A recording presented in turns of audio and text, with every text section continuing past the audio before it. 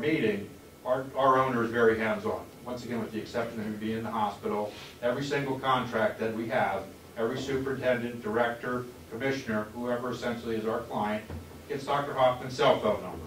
If there's ever an issue with anything that Prime Care is doing in your facility, he says, please call me. And I guarantee you, whatever the issue is, will be corrected immediately. That's one of the differences, and I'm not here to say anything bad about any of our competitors, and you may have had other presentations from other vendors. We like to believe we bring that personalized touch to correctional health care. We like to believe that we partner with the counties that we currently participate with. In fact, I'll just hand a couple of these out if I may. In our company backgrounds, you just hand those up there, please.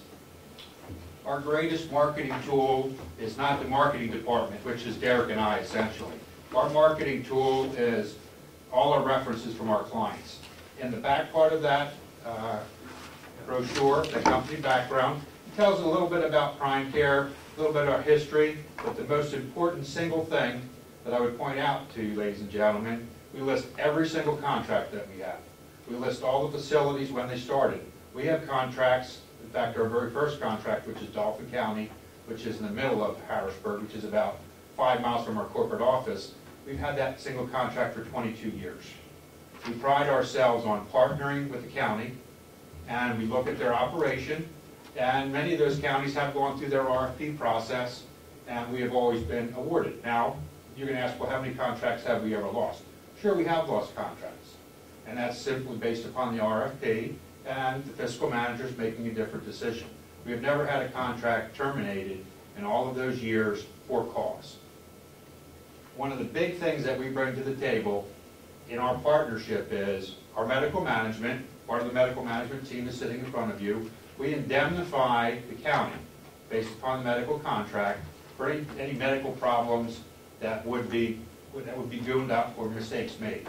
So let's say an inmate, Derek, comes into the facility and he's supposed to receive XYZ medication, and for whatever reason he doesn't get it. It's busy, he doesn't get it, there's a bad outcome, he ends up at the hospital, we all see the lawsuits. That's one of the things Prime Care would step to the table and say, this is our responsibility, we completely indemnify the county from any medical management, any medical issues involving this particular inmate. Now, we can't indemnify you from security issues. That in lies the partnership. That's one of the things that we bring to the table as our service. Have we been sued? Sure.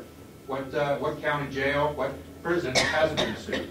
I've personally been sued because I'm just part of the organization, and they literally take all our names down. And not only do they sue the superintendent and the president of the United States. We understand that procedure. And every commissioner. But we believe we have a good organization. We are a management company. We're not an insurance company. We work on a capitated fee that can be negotiated for specific services. We offer the complete gamut. Some counties say our budget is so tight we can only provide, we can only afford essentially nursing services. Okay, we have some counties with that. We have some counties where we only provide the physician services or the mid-levels. We have some counties where we provide the psychiatric services. We prefer, as a company, to manage the whole gamut, because if we manage the doctors, we manage the nurses, we manage everything, we can keep the costs as low as possible. And the proposal that we had put together for the superintendent listed some options that we had talked about in the prior meeting, basically providing staff for your facility, that would be nursing staff, providing a medical assistant additionally, providing a doctor / PA nurse practitioner, and also a psychiatrist or nurse practitioner or PA. We use them, we predominantly have a medical director, but sometimes we supplement with the PA services, much like we do at Rockingham County Correctional Facility. The other thing that we had promised to do when we talked to the superintendent was we have an electronic medical record. The electronic medical record has been customized by Dr. Hoffman and the senior staff with the Prime Care way we conduct business. We actually partner with another company, it's called Core EMR. You may or may not have heard about that particular company. They're actually out of Utah. We met them at a conference for jails and corrections about 5 years ago, and they had a base module, which essentially was good, but what we've done over the years is customize that into a very specific product that has all the prime care policies and procedures embedded in this electronic medical record. We're also offering that to the county based upon that negotiated fee. We typically bring in telemedicine for psychiatry. That's what we currently do at Rockingham County. This is a rural county. We all know that the availability of psychiatrists is sometimes pretty difficult. We believe that telepsychiatry is a perfect venue for that medical care. We don't believe necessarily that actual medical care, hands-on assessment, that technology has evolved to the point where we believe that is acceptable. So predominantly our medical care is all done hands-on on site, but our psychiatry is predominantly done via telepsychiatry. We offer that as a part of the package that we put together. We would bring in an EKG machine, which is some basic diagnostics, and then we bring in typically the other equipment. Once again, if the county didn't have those things, the blood pressure cuffs, the pulse oxes, the diagnostic tools, so that when the patient comes in to the medical housing unit, that they receive a proper assessment. One of the advantages that Prime Care has, being that we have this large group of employees, and we probably have 850 employees in our company, and probably about 150 subcontractors. The subcontractors are predominantly doctors and mid-levels and above.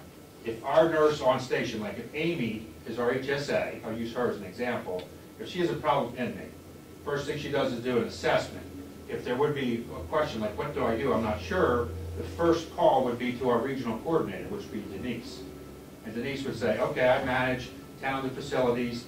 This is what we need to do. And if both of those couldn't get the answers for the patient care, then we have access to a number of different doctors. One of the other vice presidents who's not here for the presentation, his name is Todd Haskins. He's also a registered nurse. He's on call 24/7, as is Dr. Hoffman, 24/7. So the advantage that Prime Care has is we have a network and a resource base, so that single person sitting in the facility with that problem patient who's potentially manipulative, potentially faking, you know, you can look at them, give an assessment, give an EKG, then you can make a medical recommendation to the superintendent. This person needs to go to the hospital, or this person doesn't need to go to the hospital. We can care for them. The advantage there is I'm not medically trained. If I see a patient falling on the ground, throwing seizures, I'm like, oh my God, get the ambulances lined up. Once again, it gets back to a fiscal cost involved. Inmates are manipulative. In this business, we've seen it all. What we're trained to do is determine what is the manipulative behavior and what is the actual assessment, and make that recommendation to the superintendent. First and foremost, if we make a recommendation that we don't believe this inmate needs to go out, we go to the superintendent and or his designee, whoever it is, and if he says, you know what, he needs to go out, she needs to go out, we always can be overridden by the client or by the superintendent, deputy superintendents, whoever the organization is. We always err to the caution side. We'd rather have the patient be seen rather than end up with a lawsuit. We were very, very conscious of that. As I said, sir, we have been in business for 25 years. I believe we do a pretty gosh darn good job. And I will say this, and I told the superintendent, we are not the cheapest company around. But I believe for the value that we bring, the management team that we have, I believe it's a very good value for the dollar that we would be requesting. Now that is some information for you. I would like to ask the board if they have any questions for me or any of my staff. How long have you worked for the company? 6 years, sir. 6? Yes. Yeah. And you? Just under 2 years. Just for my own edification, why do you only do jails and not prisons? That's a great question, ma'am. We have honestly, when Prime Care first started, Dr. Hoffman was actually a prison doctor in Camp Hill, and I shared this story with the superintendent and his staff. He was the medical director. And the prison staff there said, you know what, Doc, you're doing a great job, but we're looking at kind of outsourcing this. We don't want you to be a county employee or a state employee anymore. Dr. Hoffman said, geez, I kind of like this job. You know, I enjoy the work that I'm doing. And he eventually decided to form Prime Care. That was kind of the genesis. But what we found out is you have big companies, much, much bigger than us. And I'll say their names, everyone knows, they're publicly traded, Correctional Medical Systems, PHS, Wexford, they're kind of national companies. And they take care of the big prison systems. An example of that is in Pennsylvania. The prison system there is 50,000 inmates. Do I believe that we can manage 50,000 inmates? I do. But we realized, and Dr. Hoffman realized, there's a niche market. Because some of our big competitors, the smaller county jails, the 60, 80, and I'm not bragging, I'm just saying you probably wouldn't get the vice president of correctional medical system for a presentation for a 60 or 80 bed. In fact, I just received a phone call from a superintendent in Maine saying that he was looking at outsourcing for medical, and he called some of our competitors. Once again, I think they do a good job of what they do, but they don't do the smaller jails because that's not their niche market. He called me up and said, you know, Mr. Kramakonski, my name is Superintendent Jones. I'm from Maine. I said, how can I help you? How did you get my name? He goes, I was talking to one of your competitors at CMS, and they said your jail was just a little too small for them to do. He recommended us. So to answer your question, I know it's a very long answer to your question, it's really a niche market. We look at jails, we have jails as small as 25, and we have as big as 2,500 in York, Pennsylvania. So really, the business was driven by the opportunity for us. We saw a huge opportunity for business expansion that was not honestly being filled by anybody. So Dr. Hoffman, as a smart businessman too, said, if we could pick up 10, 15 contracts of the 100 beds, 60 beds, 200 beds, that's the same as a 1,500 or 2,000 beds. So we do that because there's no one else really in this market that we believe that competes at that level. I was going to add, I was going to ask that question, is what the minimum size that the organization handles? We've had as small as 20. Now, we do the juveniles, as I mentioned to you, sir, in West Virginia. They're actually 20-bed facilities, and typically they have one less than that, because you can't fill up to the maximum numbers. You have to have some movement room. There's 10 kids, 11 kids. Now, an 11-kid contract, or 11 resident contract, has maybe one nurse, maybe an MA, very limited amount of services. And then on the opposite side, we have York County, 2,500 adult inmates, and we have a staff of 60 nurses, 2 dentists, a number of psychiatrists, 2 doctors, 3 PAs, and that's based upon the county's request for health care. What happens to our present employees? That was my next question. That's a great question, and we had addressed that too. Prime Care, whenever we negotiate a contract, what we try to do is not disrupt the whole organization to say that the things that you're doing, in our opinion, based upon our business model, that are doing good, we just kind of amplify them and enhance them. We would typically take over them as our employees. So if Denise and Amy were currently your county employees, we would interview them, go through the interview process, and they would become Prime Care employees. Now what we've also done too, because we try to meet the needs of the client, some counties have said, oh, Amy has been here for 19 and a half years. And I know as a vendor, you're not going to be able to offer the same kind of retirement or health care. She's been a great employee, and what we've done in that contract is kind of did a carve-out, where Amy would still be a county employee until she earned her retirement. Once again, completely up to the county and the commissioners.